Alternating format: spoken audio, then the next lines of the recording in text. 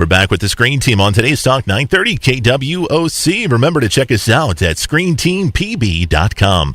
Our final film today is Alexander and the Terrible, Horrible, No Good, Very Bad Day. That's quite a title. It's one that you think is incredibly difficult, but you remember it. Yeah. And this was actually a book before Children's a movie, book. right? Mm-hmm. 1972. When I was a kid.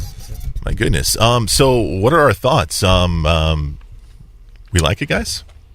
Well, I think it was probably perfect for the target audience that it was aiming at. Yeah. And that would be... Which would be? 12-year-old boys. Mm. 13, 14-year-old boys, I think, would really enjoy it. Which is probably why I liked it so much. Yeah, it's the pre-junior high stage.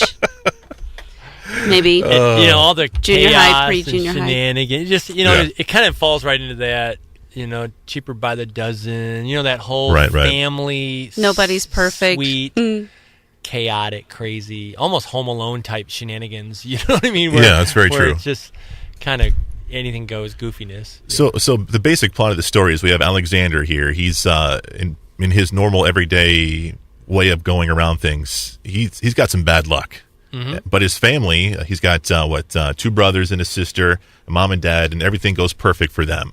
Yep. But every day for Alexander, it's always kicking the mud, kind of. He definitely carries his share of the bad luck for the rest of the family. But he has a birthday, and he makes a wish, and his wish is that his family can experience some of the bad things that he goes through. Have the kind of day he always has. Right. So this particular day in the film, we see all his family members going through some pretty tough times, but you see Alexander actually having a pretty good day. His life. Yeah. So we're seeing, as Jim said, a lot of Home Alone type of shenanigans and stuff. And watching this movie, I liked it a lot. It's predictable. It's got, like Jim said, a lot of preteen kind of humor in it, but slapstick. But I thought it was fun. I thought it was an easy watch, and I thought it was a film that not only mom and dad would like, but also the little ones too. So I was pleasantly surprised with it. I really was. Sabrina? I think it's along the same lines as Diary of a Wimpy Kid. Oh, yeah. It's definitely that audience. And yes, I would put this one on at Thanksgiving because it's easy and safe.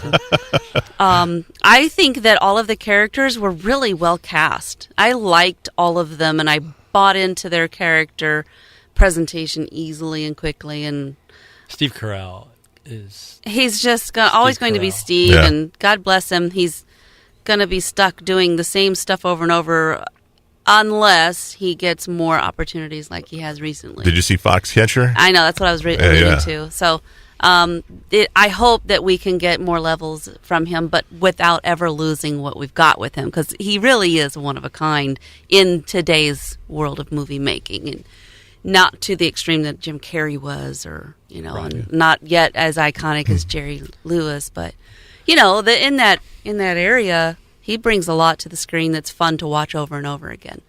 The little guy, Alexander, he's just he was good. He was well cast. He definitely embodies the, oh my gosh, you poor preteen kid, and you just want to shake him and go, come on, get it together, man.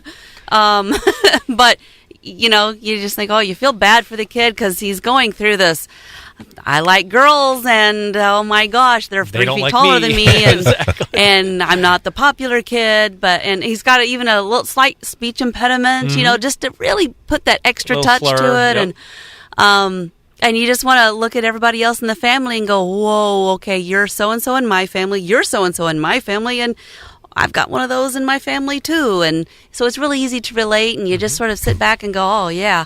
Now, I remember the title of the story so well that I could say it at any given moment, but I had no recollection of what the story was about, except for that it was about a kid who had a really horrible, terrible, no good, very bad day. I didn't remember what happened during the day, so I cannot tell you if it mirrors the book at all. But I kind of want to go get a copy and make sure Luke gets to read it, you know? Jim, did you watch this with your family? I did. And my wife and I.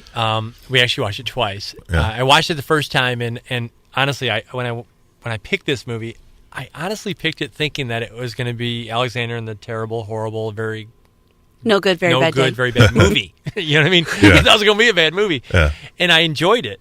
And I love the characters like Dick Van Dyke. I thought that was a funny cameo. Mm-hmm. And I even wrote down the line, and I won't give away that part too much, but just the fact that, is it Jennifer Garner? Is that her name? Mm-hmm. Jennifer Garner's having right in the middle of the depth of her awful day, and Dick Van Dyke keeps calling her the lady with the bad hair, right? Yes, that's right. And she says, Dick Van Dyke hates me. Chim Chimney wants to kill me. And it just made me laugh, you know? I just think that's a great line. Well, and then within 10 minutes, they're happy. They realize life it's okay. They got each other. You know, the Cooper family reminds me of my crazy family. We've been through the depths of, you know what? We've also been on the highest mountains. But when the dust settles, it's us. Yes. And I wrote down this quote, too. Alexander said, you got to have the bad days so that you can love the good days even more. That's true. Because we take for granted those good days. Even the small good days, we take for granted that. And I think that this kind of movie is heartwarming and sweet and funny and charming. And even the Jennifer Coolidge, you know Jennifer Coolidge? She was on Legally Blonde, the funny nail lady on Legally Blonde. Mm-hmm. She was the driver's instructor in this movie. Oh, yeah. Mm-hmm. Okay. And she says, get out of my car, you prom creep. You know? And just little lines like that make me laugh. You know, I think those are just well-written, funny moments within a bigger story. And so I enjoyed it. You know, I'd give it a solid B, and I would highly recommend it for anyone who wants to sit down with their family and watch have some easy laughs. Predictable, funny movie. Yeah. The movie's called Alexander and the Terrible, Horrible, No Good, Very Bad Day. I tell you what, this show I thought was very good. Jim, Thanks. you did such a great job, man. Thank you for being on the show. I know you're super busy, so I really appreciate you taking the time out. I smell like you guys, the burgers. Yes! I smell like burgers. And they smell good. Nothing wrong with that, my friend. Well, I look forward to a lemonade real soon and a burger. Please come see us. Yeah, hit us up again with the details of your establishment. Well, it's right there at 2773 Barron Road, right there by Municipal Utilities, New Wave.